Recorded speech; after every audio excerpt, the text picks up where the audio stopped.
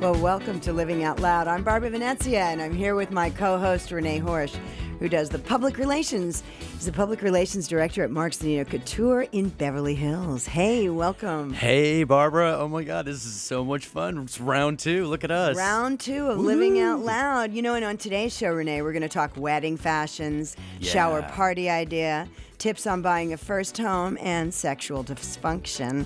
Yes, we're all over the map today. We're going to be checking in with our regulars, Geoff Laing of MyGateDecorator.com. And, of course, our favorite drag queen Tupperware lady, DWI, will give us some great recipes. And Las Vegas realtor Faffie will tell us how to buy our first home. And there's so much more. But you've had a very, very interesting month. I have. We, I went back to, I went to Chicago for Market Days, which was all kinds of fun.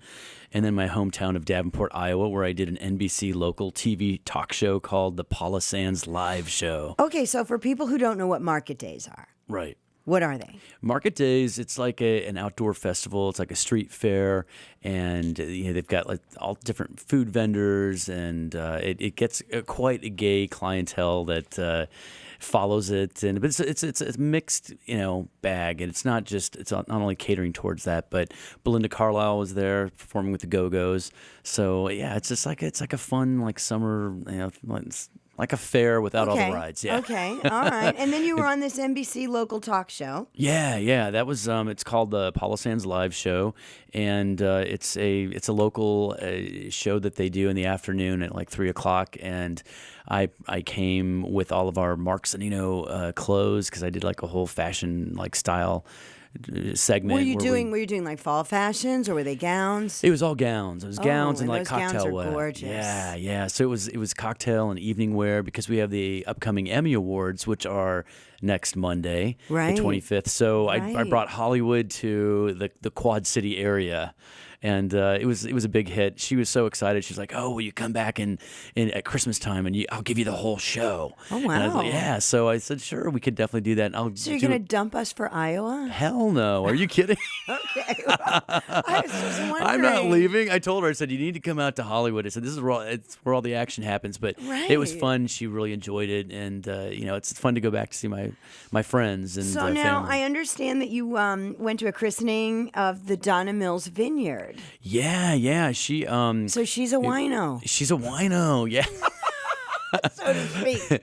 No, actually, she lives in a beautiful home in the Pacific Palisades, and it's 2.5 acres, and she's in like Temescal Canyon area, and she has a beautiful backyard, and then part of at the edge of the backyard, it goes up into a hill. And that's where her vineyard is? Yeah, they tiered. I mean, in her neighborhood? Yeah, in her neighborhood, yeah. So she's stamping on wine and bottling wine in Pacific Palisades? Yeah, well, she just planted all the grapes, and it's going to take. She said it's going to take at least 4 to 5 years before she gets a bottle of wine. Before she can get those matured grapes. No, you could just go to Ralph's, man. Or Bristol Farms, right? Yeah. But yeah, no, she's really excited, and she's got the perfect setup for it, I guess, because it needs to be tiered into a hill, right. And so they've done all this. There's a whole lot of local wineries. We've got one around the corner from us in the Back Bay in Newport Beach. Maybe that's a good show. We should talk to all these local people, all these local winos who are growing wine in their backyard. We have to think about that one. Yeah. Well, and then Haley Duff. Yeah. Marks & Nino's making her wedding gown, and you're helping her style her wedding? Yes, we are. And, it's interesting because today we do you get to see these people naked? I see a lot of women naked. Yeah, it's funny because the more comfortable they get, the more they're like, "Oh, doesn't my body look great?" I mean, I get really nobody for the asks older if ladies. Their ass looks fat all the time. Okay, no, so who that's has a big the best underwear? It's usually the ass and the arms that everybody's always concerned about. My right, arms and look notice, bad, I'm old, so I have long sleeves on today. Yeah. I can't do any more push-ups. Oh my gosh! So when you say that you're styling her wedding, what does that mean? Are you just getting her a dress, or are you? Well, it means basically that she's come in and that, Mark and I sit down with her and we figure out what her wants and her needs are. And, Mark goes away at designing, and then styling goes into, various different veils.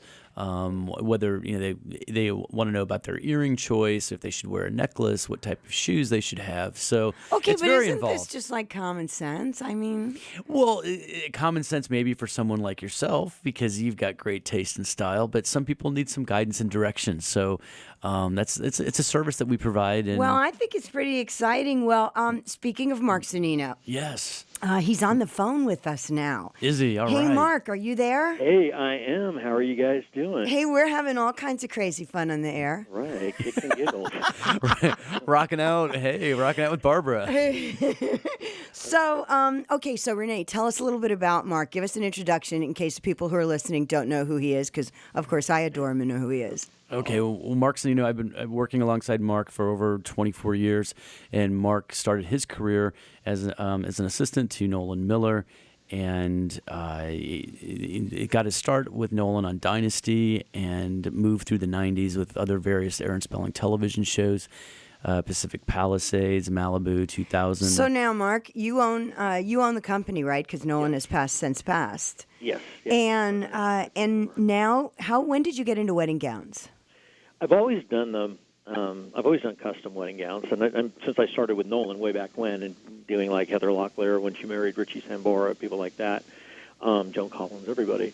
But so Adam Sandler, and it's just Adam Sandler's wife, Kimberly Perry, when she married Kimberly Williams, when she married Brad Paisley, just all kinds of people. So we kind of go from apples to oranges, but have always done it. It's something that it's a happy event.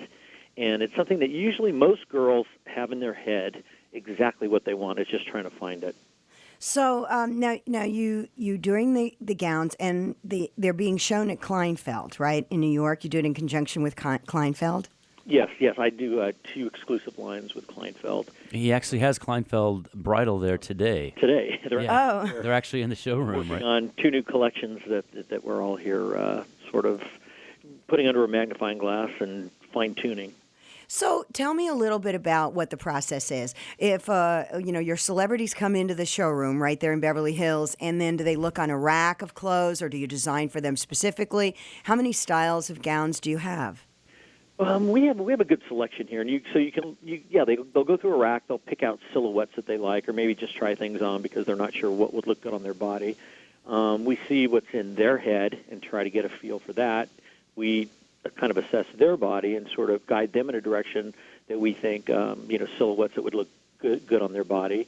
A lot of times, a lot of women get stuck in a rut, so they tend to go to the same look. They don't venture outside that box. So we kind of try to push the envelope a little bit there, because usually it's that dress that you don't want to try on that you end up trying on, and it's the one that you want. So they go through and they look at silhouettes, and then we'll go through fabrics. We pick fabrics. Most of our fabrics are primarily either French or Italian. So you go through and you pick fabrics that you like, and then I start doing sketches, and we get some stuff sketched up so they can visualize what it is that we're all talking about, get everybody on the same page. So from the time they come in to the time you sketch and they actually have that first fitting, is that a month, 2 months? Usually it's a month. So this is a process. I mean, how long does it take before they finally get that dress? Well, most brides now are trained to be a year out. They want you need that year to lead time. Really, we can also do things within weeks if you need to. So do you have? Or rushed. I know that you just have an incredible clientele of celebrities, but there are a lot of people who live in Beverly Hills who aren't celebrities. No, exactly. That's the crazy part, is that everybody thinks that's only who we dress, and it's not. We actually do more business with just everyday people. It's the celebrities that get all the attention, but it really we dress every walk of life, and really also you don't have to spend a ton of money. Everyone knows that a lot of what we do is extremely expensive, but you really don't need to spend a lot of money to look fantastic and get what it is that you want, whether it's from us or whether it's just smart shopping out there. And Well, what will a dress cost if I'm getting married? Because I'm looking at the 2013 wedding statistics on Knot.com, and they're saying that the average person spends on a wedding dress $1,281. I think that's kind of not expensive.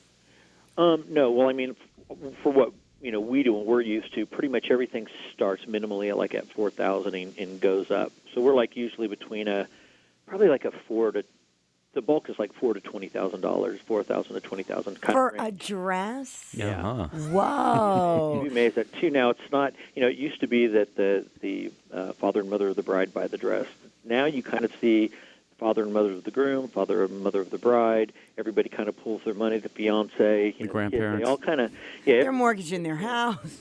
Yeah, I mean, seriously though, the dress has become so incredibly important. And being in this industry now, I really am aware of what is wanted, and then also in the bridal world, what is kind of what the markup is, just how willing brides are to excessively pay. And well, of course, it's a fantasy. I mean, it's something you look forward to your whole, kind of childhood and then as a teenager. But let's face it. I mean, there are some of us who have a starter marriage and then go on to a second marriage. Well, more people, especially in Beverly Hills. Yeah. Right. I don't know if a $25,000 investment in a wedding gown. No, but it dwindles. You had the first wedding. Okay, so you spend the big bucks on the first wedding, yeah, and then then you smart shop after that. Oh, okay. You don't need to waste. So let's talk about the dresses. I mean, are they? I know when I got married, which was over 20 years ago, it was the big, poofy Cinderella type look. That's so not happening. No, I should say it still happens, but it's just modified and it's brought up to date. Well, what is the look? When they come in, and I guess they talk to you, Renee, before they get to Mark? Generally, yeah, they'll come in and sit with myself or with Michael, and we find out what their wants and their needs are, and then we break it down so that way when they sit with Mark, then Mark can really execute it quickly and really target what the look. So what are they want. asking for? Are they asking for those poofy dresses, or is it more like, I want to look like I'm on the red carpet? It's pretty much. I mean, everything's much more red carpet, much more of an evening look. Weddings are more of an evening occasion than they are traditional. A lot of the mothers want more tradition. The modern bride really doesn't. She's somewhat traditional, but not really. She's kind of blazing her own trail. And so it's okay to be sexy now. So we do a lot of sexy brides. So that's something that's really taken over. Yeah, a lot. It's crazy. So like if you have your boobs out and you're having a church wedding, it's not kind of funky? No, well, for us, we try to make everything elegant and appropriate, but tasteful. How many girls through the process of fittings, their body completely changes? Right, they right. Have boobs and they go get liposuction, and they, so many things transpire. Now I know that Joan Collins. Okay, let's talk about Joan for a minute. I know Joan Collins is a good friend and also a client for many years. She's been married a bunch of times, like 5 times. How many wedding dresses have you done for Joan? We've probably done like 3, and again, there you go from you go into color. You kind of love that repeat business. Yeah, but it's like seriously, I probably say that probably like a third of our brides are repeat brides. we do the second, maybe the third. Now you also dress the mother of the bride, the grandmother, sometimes. The grandmother, and the wedding party. Mm-hmm. Yeah, we do everybody, and it goes back to. For one thing, everyone's time is important, and nobody likes to waste time. Right. So you start off shopping a little bit. They want to hit all the bridal stores, but then it gets to be a little bit of a pain in the ass, and they just want to get what they want and be done with it. So do you find that dealing with celebrities is easier or harder than dealing with just non-celebrities? It is equivalent, and I actually think that there are just everyday women out there that are much more difficult than some diva actress. I mean, or they're definitely equivalent. I mean, especially when it comes down to a wedding, everyone's like, "It's my wedding. This is my day," and it's pretty scary. So how do you deal with the divas? I mean, you guys are so nice and polite. How do you deal with those just outrageous, bitchy A women? bottle of frozen tequila in the refrigerator, and Okay, so basically you get them drunk. no, but I mean, no, you get used to it. So I mean, a lot of what we do is psychology. So you really just have to kind of whatever it is get inside of someone's head. If they are kind of revved up and have a lot of anxiety over it, you got to calm them down a little bit. We did Tamara Barney's wedding last year from the OC. For the Right, Housewives the of Orange Housewives County. of OC. Yeah. I remember watching that on. That's the only time I watched it, Mark, was because I knew you and Renee had a small part on it, and as I watched it and I saw how they were behaving in your showroom, I'm surprised you didn't pick up scissors and stab them. It was crazy. Well, I told all of the staff here just steer clear of the cameras and don't get caught up in the drama. So. Now, you do more than just weddings, though. For a minute, let's change tracks here for a second. You also have a QVC line. So you go from the high-end wedding stuff to QVC. What is that about? Well, I mean, basically what we do is I am fortunate enough to work with a lot of amazing fabrics, luxury fabrics, and high-end stuff. So I am able to, through like QVC, trickle it down so I can knock off myself. I knock off a $4,000 jacket, and we make it for $80, and maybe the fabrication, Right. is like. So you knock off yourself? You're in competition with yourself. I mean, how many people spend that much money on their clothes? You really, it's kind of crazy. And right. So, my goal in all this has been, to bring to everybody what this kind of little social elite have, and you can do it. It's not that difficult. So, like, I'll even knock off fabrics. We may buy a fabric that, my wholesale costs maybe $1,800 a yard, and I'll take the pattern and the coloration of the print or whatever, knock it off, and we we'll have that done overseas or something. So how often are you on QVC?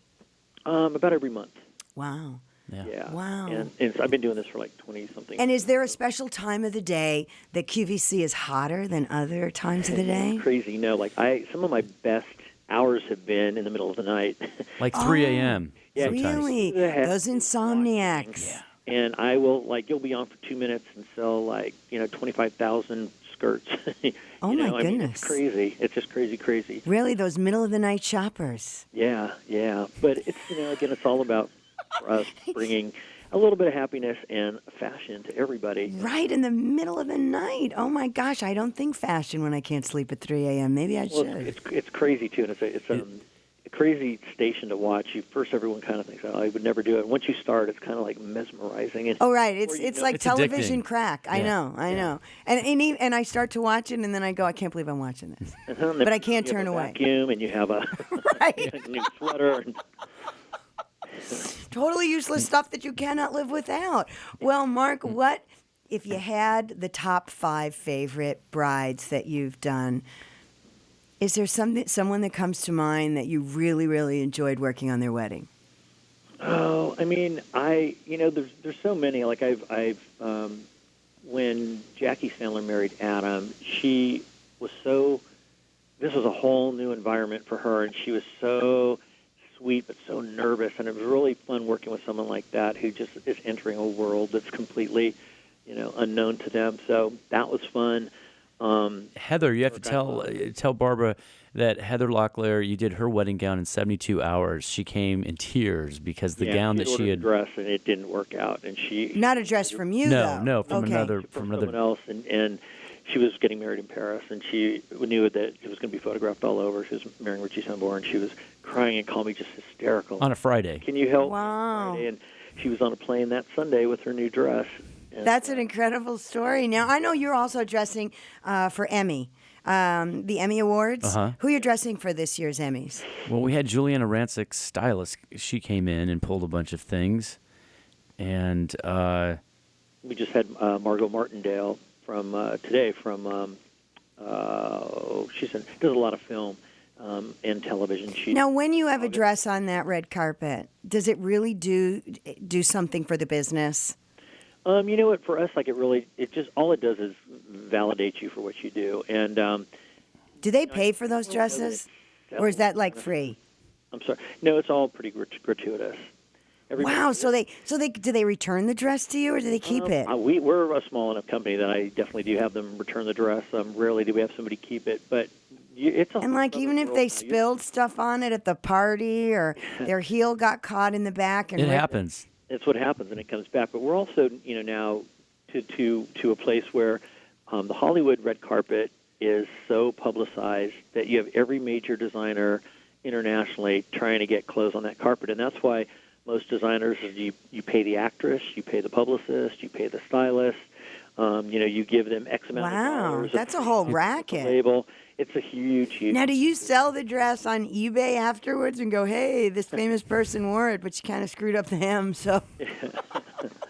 No, we hang on to them, and it's crazy because they're all like little children for us. Like, we put so much time and effort into them that... Yeah, but I think, Mark, people would come in to buy those dresses. Oh, they buy off of them. Like, they'll definitely try them on and see whoever in a dress. I mean, if I was as skinny as Heather Locklear, I would want to wear her dress. I mean, it's kind of creepy, but I would do it. She bought her wedding gown. That was, back in the day, she bought hers. And pretty much all of our brides buy theirs. They purchase, I was going to say another wonderful bride was Brooke Burke when she married David Charbet. It was quick. She was easy. She was a destination wedding. Okay, so everybody you've mentioned is super beautiful. Do ugly people ever come into your shop? No, you would be surprised. Brooke is actually a size 18. It's just that we made her look. No. It's smoke and mirrors. We pull her in. Okay. Yeah. You know what? Actually, I do have to say, and I don't mean to interrupt, but what Mark is best known for doing is making this incredible corset that is something that you learned from Nolan on your days with Dynasty, and he's modified this thing, and that's We've used them on like Sophia Loren, Elizabeth Taylor back in the day, all of them. Joan used. So it's all about the corset. Yeah, and that's what's in these gowns. 3 inches off of anybody's waist. Really? But can you breathe? Yeah, you can. Your lungs and liver shifts around, and you really can. No, but we've done I've done corsets on like from Barbra Streisand to Kristen Chenoweth, singers that have to really be able to breathe and belt it out, and so we custom make them, so we go around the parameters of what a person is wanting or needing, so we can pull in a waist but give you enough rib cage, a lung expansion or whatever.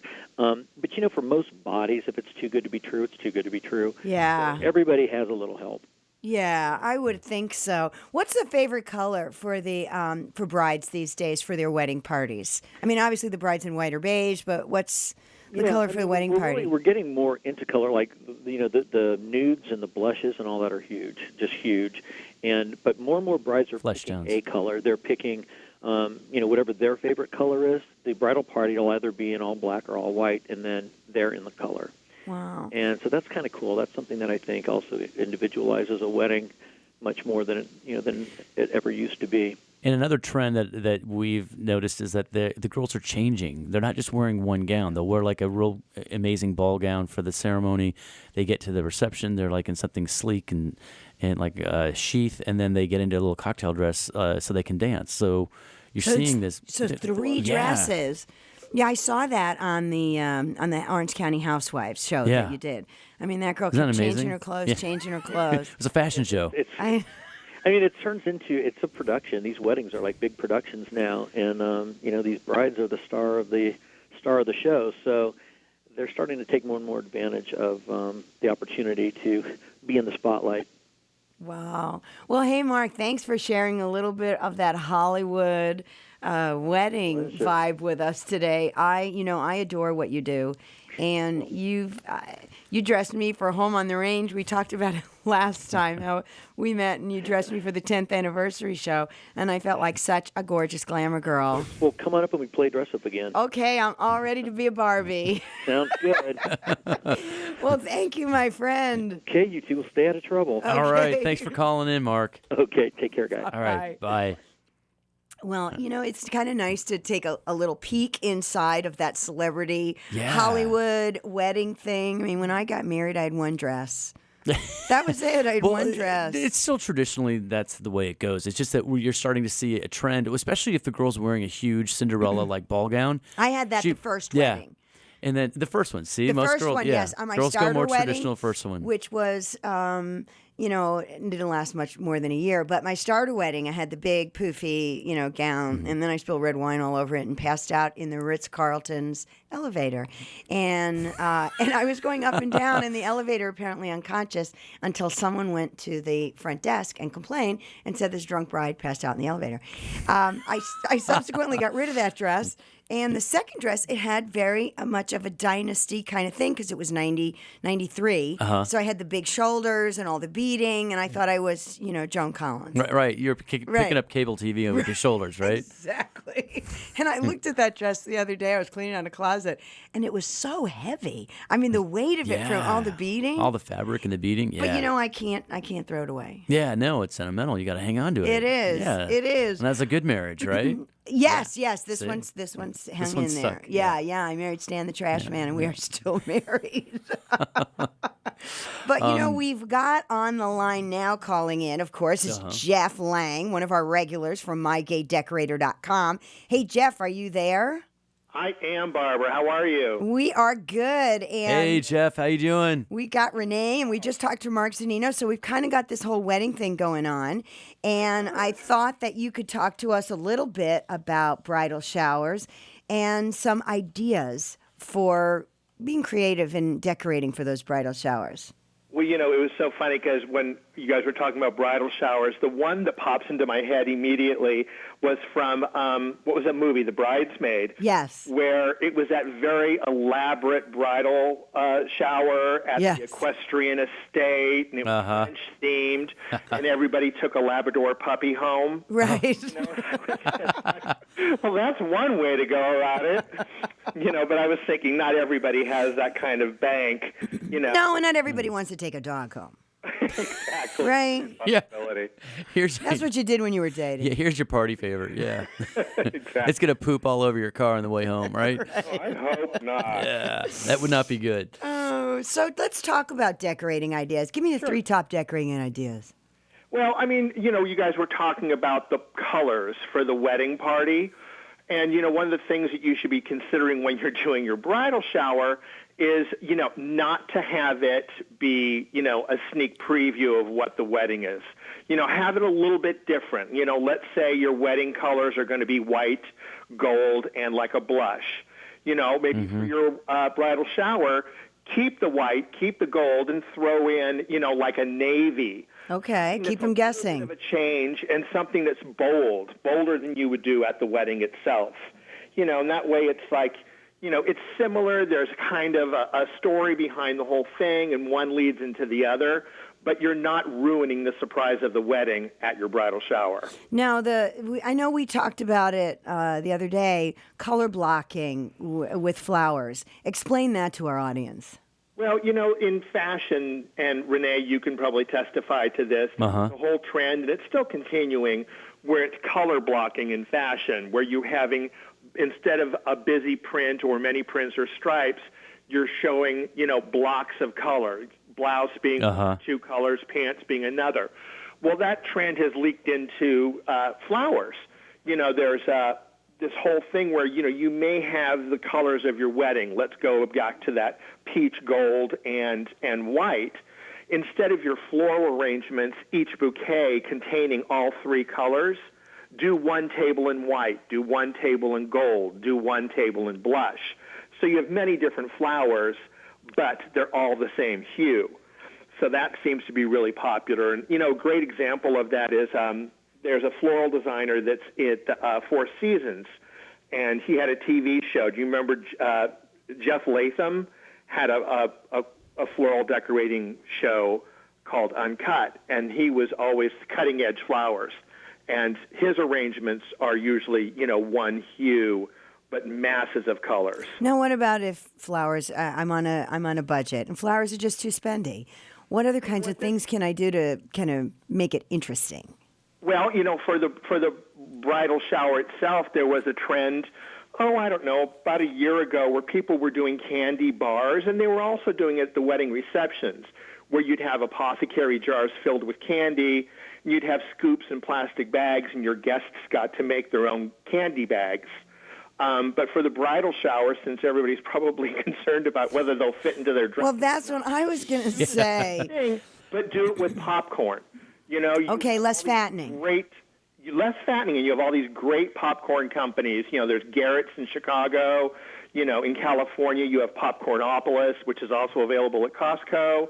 And just have all these different popcorns, and people can pick and choose what they want and not, like, load up with, like, tons of calories. So do I have to have my bridal shower in a restaurant or at home? I mean, I know you had some ideas on that. Yeah, no, I mean, you know, the trend of it being in, you know, your aunt's house or something has shifted. People are now disguising the bridal shower, and they're having it someplace else. You could have it at Sur La Table or at Williams-Sonoma, incorporate a cooking class, and then have your guests, while they're there, buy off of your bridal registry. Okay, so you're basically going into a store and going, hey, buy me stuff from this store right now. It's like a 2-for-1, Barbara. I mean, you go to the party and you get to buy something for the guests. That's pretty good. I like that idea because then you have the bride there with you, and this way you don't get stuff you don't want. You don't have to transport it. You just, like, it's there. It's great. Right. It's kind of brilliant. Let her take it home. That's a great idea. You know, there was another one, Barbara, I heard about where they had it at a wine tasting. And so everybody at the bridal shower just bought wine, so the bride and groom had their wine cellar completely stocked by the time they were married.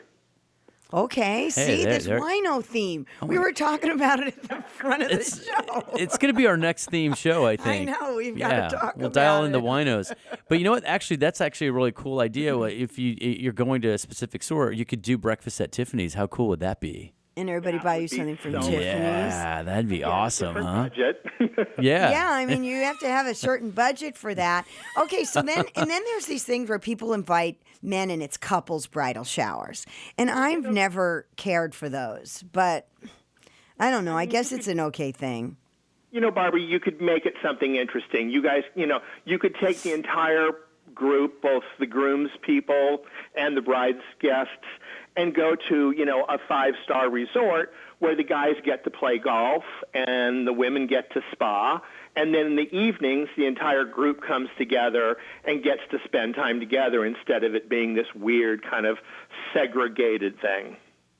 Okay, I could see where that works. That's a cool idea. Are people just sending evites? I mean, everything I get now, I can't remember when I got an actual printed invitation. Well, you know, with regard to invitations for the wedding, you know, I'm seeing a huge trend, and I've talked to some other people in the wedding industry. Paper is a big deal these days. People are spending small fortunes on the invitations, the announcements, and the save the dates. And I'm talking about they're doing letterpress with foils and embossing.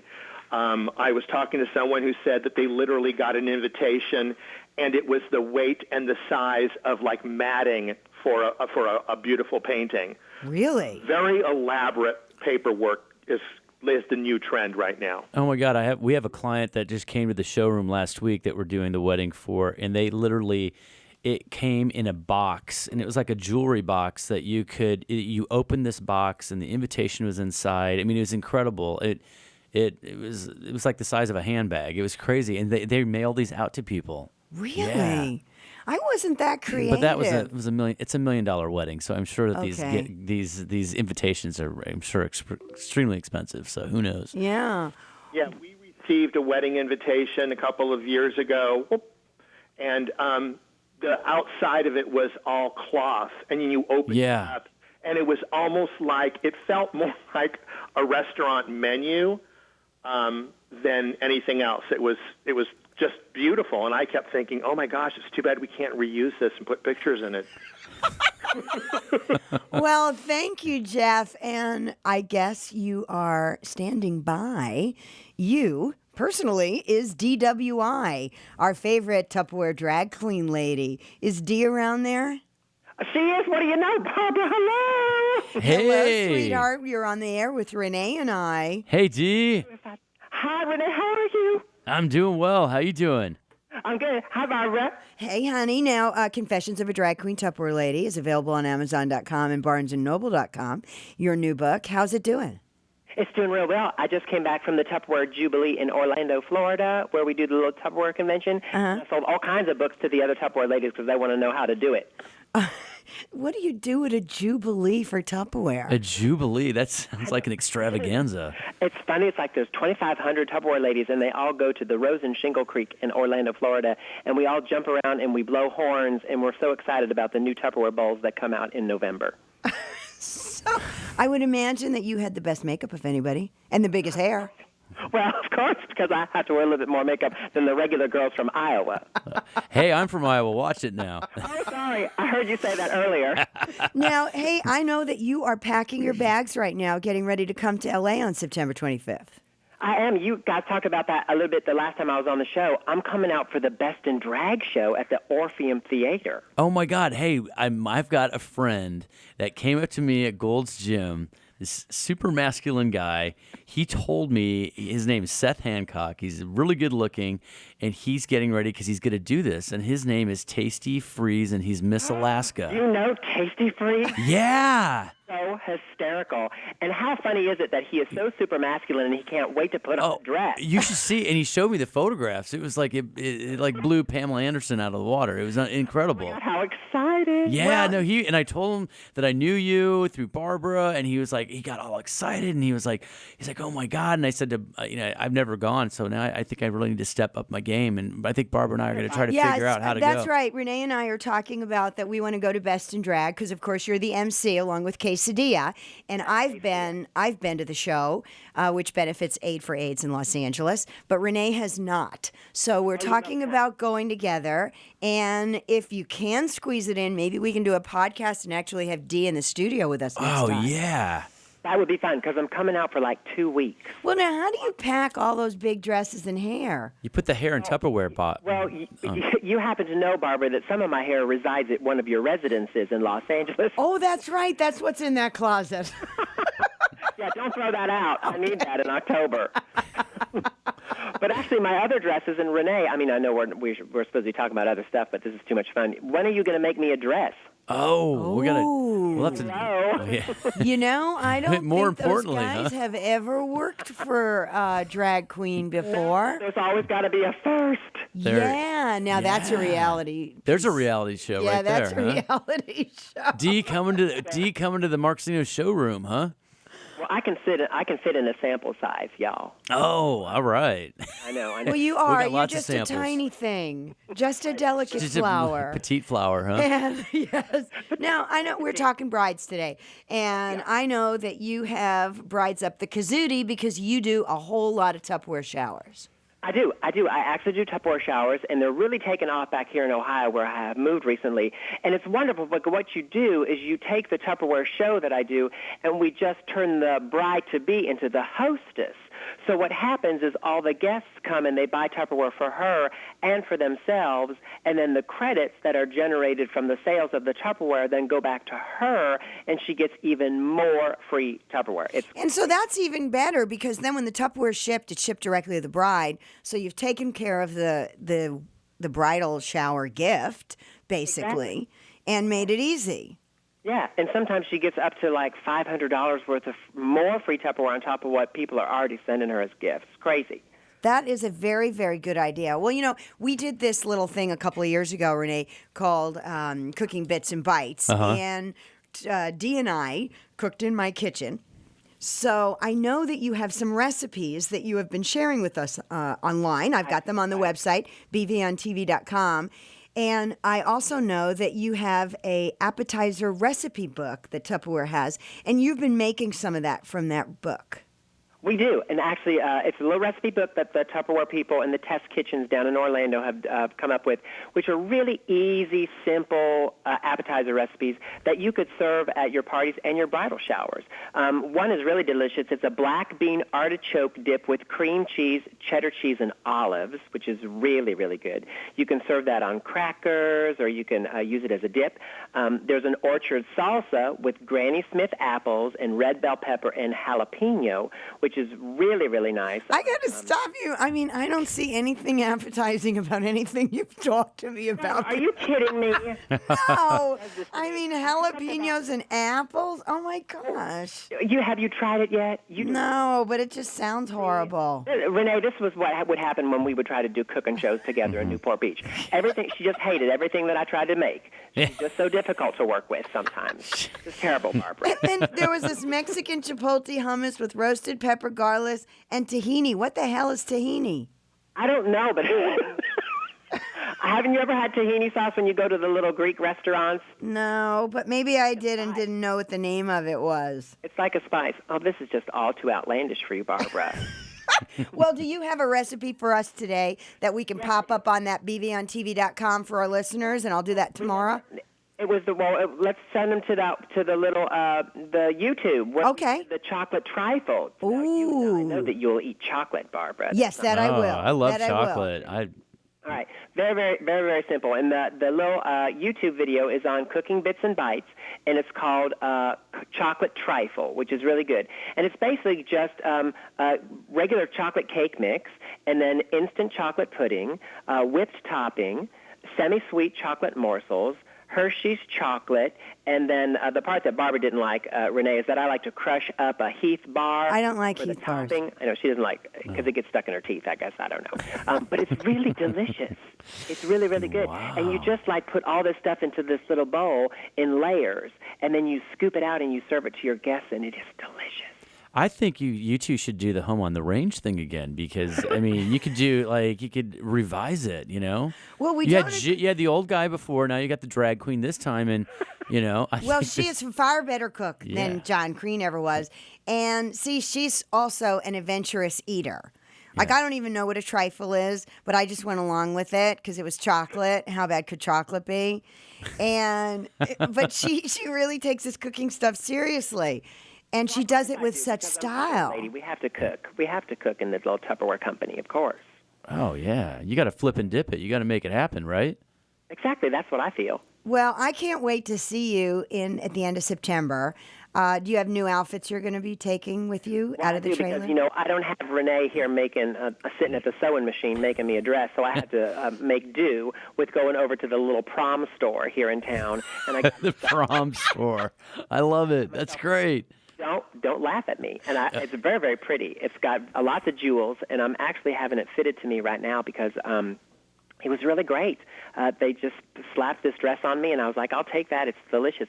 And what was really funny is that Miss Teen, Columbus, Ohio, was there trying her dresses on at the same time, and she looked at me, and she saw me in that dress, and she gave me a thumbs up. She thought I was going to look fabulous in that dress that I chose for myself. She was nervous of the competition, I think, huh? She might. I might have to cut her. Yeah.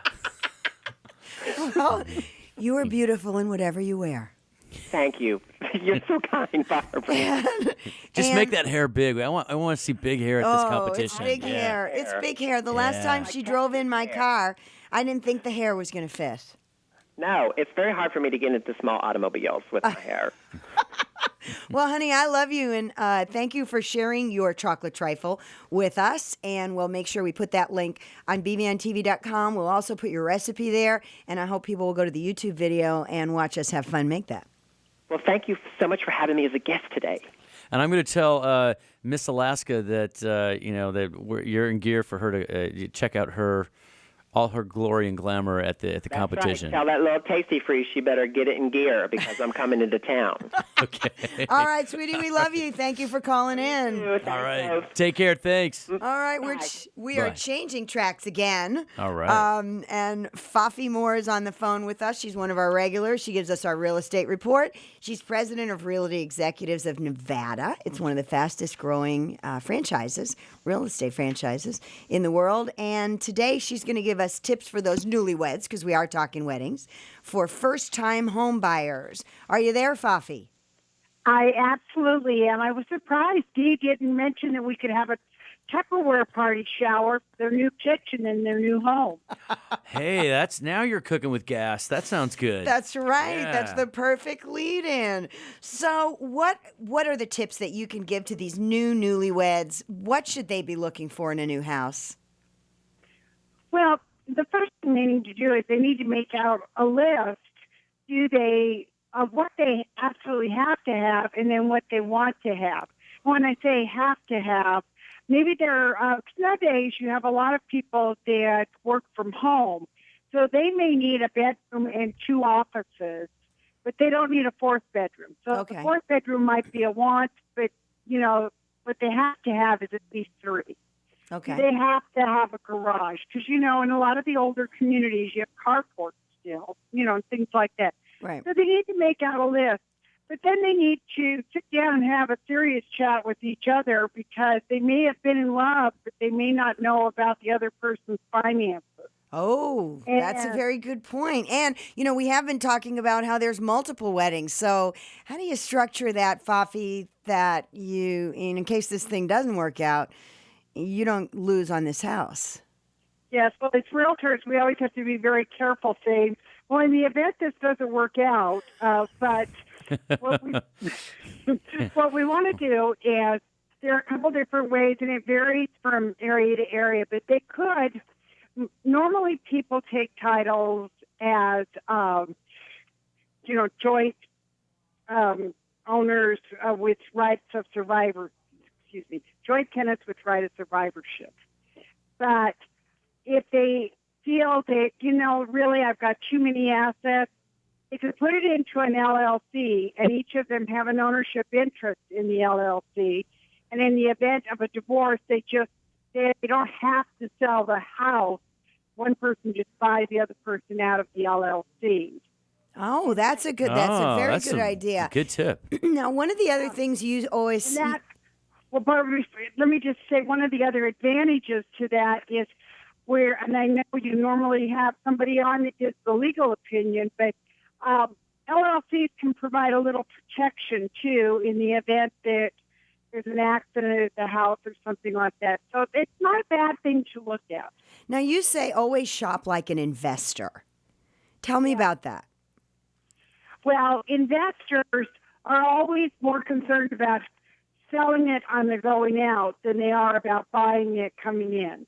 Because they have to know that when they get ready to sell this house, they're going to be able to get back what they put into it, and investors want to make some money.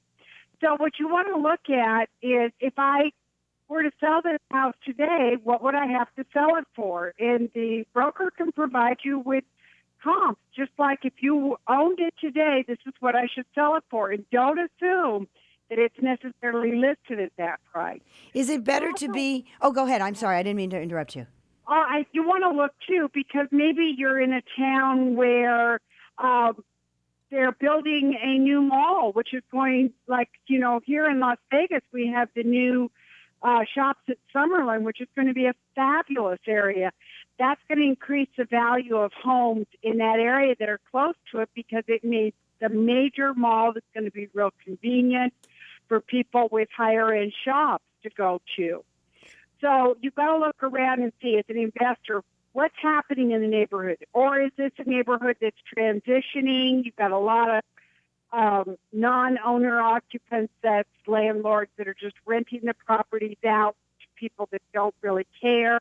Well, that could impact the value of your investment. Now, is it better to be pre-approved by a lender or have a pre-approval letter if you're buying that first home?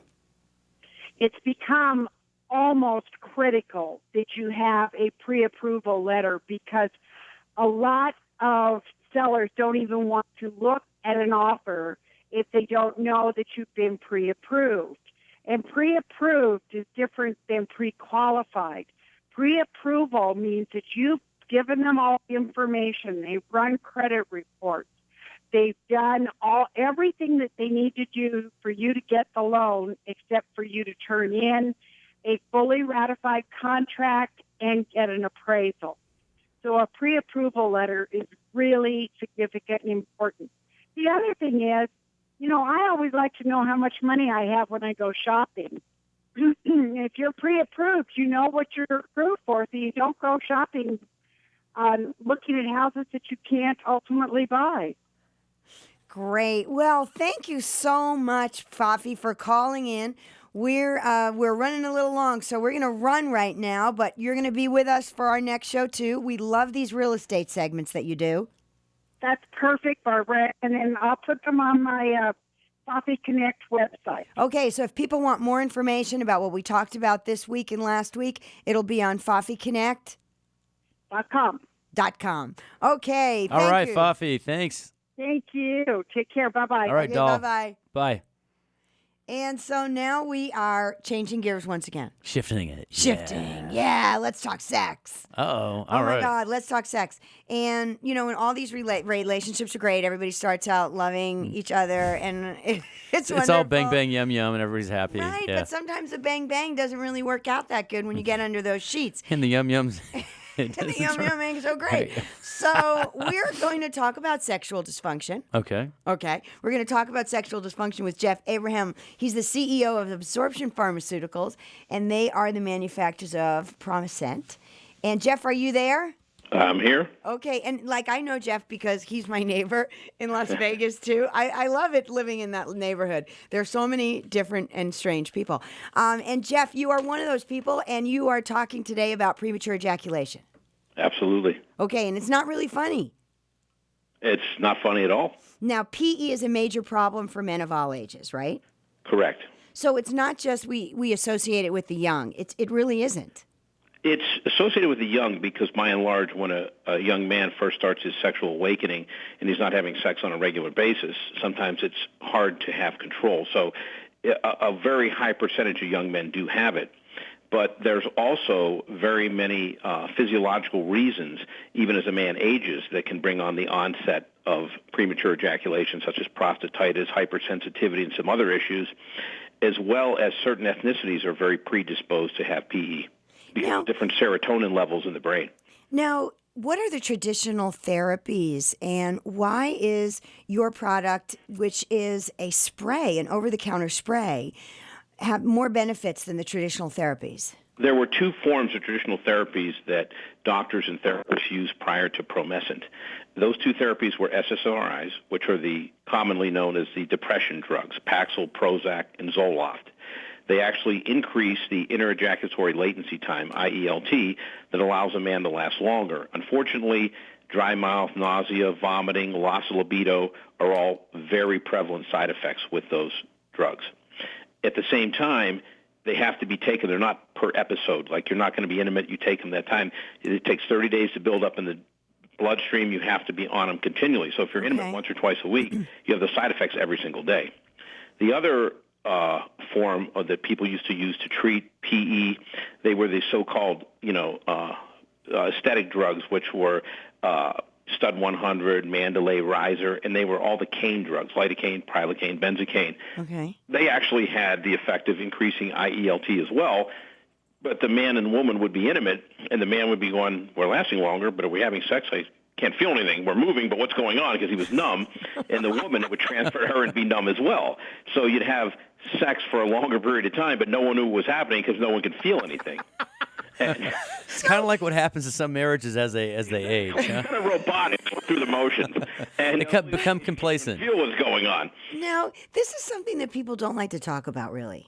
It's really funny how squeamish people are, because it's just like ED was 20 years ago until the advent of Viagra, Salvitra, and people became comfortable with it. I mean, there's commercials are all over the place now for Viagra, Now, and it's very easy to talk about because people feel that there is an antidote or a cure. And what I tell people all the time, would people feel funny about talking about insulin for a diabetic? Would people feel funny about talking about chemotherapy for a patient with cancer? Of course not. This is a recognized disease state. And one of the things I'll tell you that amazes most people, this isn't just for people with PE. It's called the orgasm gap. In healthy people, this isn't people with PE, in average healthy couples, the average man during intercourse lasts 5 minutes and 12 seconds. The average female takes 19 minutes of intercourse to achieve climax. So even in healthy couples, there's this relationship gap, this orgasm gap. So that's why there's 8 billion vibrators in the world, and men start, switch position, think about baseball scores, all these coping mechanisms, to last long enough to satisfy their partner.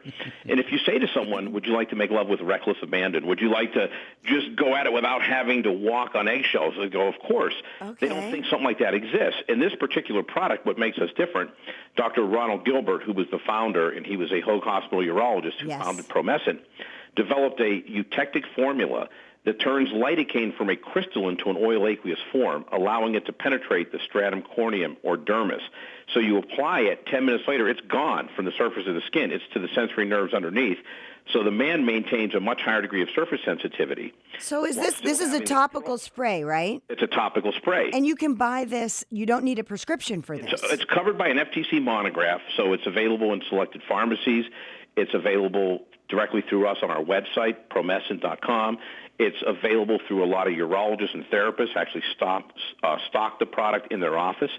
So it is, and we're growing rapidly. Every quarter is our best quarter ever.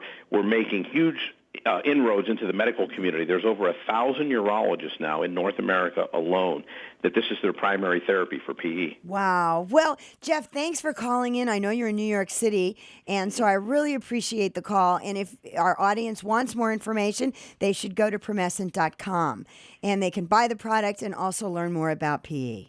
Thank you for the opportunity. I always really appreciate being able to reach people. All right. Well, thank you so much, Geoff. I appreciate it. Thanks, Barb.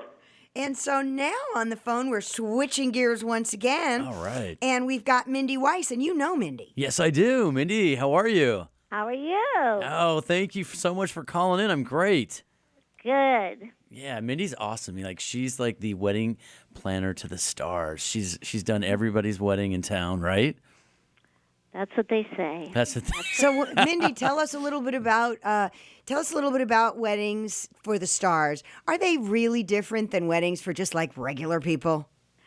You know, everybody asks me that question, but really the only difference is security issues, because even celebrities come in and they want to do the same things my other brides want. They're pinning their pictures. They have the same dreams and fantasies that other brides have had since they're little girls.